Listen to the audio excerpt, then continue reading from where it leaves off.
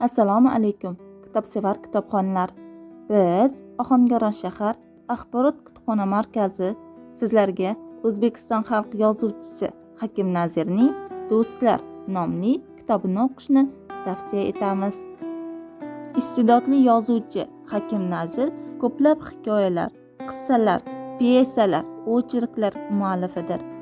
Adib o'z hikoyalarida va bolalar uchun yozilgan qissalarida insonlarning ma'naviy, axloqiy fazilatlarini ardoqlashga, kichiklarga mehribonlik, kattalarga hurmat kabi insoniy tuyg'ularni ulug'lashga intilgan. Ushbu Do'stlar nomli kitobga adibning eng sara hikoyalari jamlangan bo'lib, u kitob javoningizga yaxshi bir tuhfa bo'ladi degan umiddamiz. Aziz kitobxonlar, ushbu kitobni o'qishni xohlasangiz, bizning Ohangaron shahar axborot kutubxona markazimizga tashrif buyuring.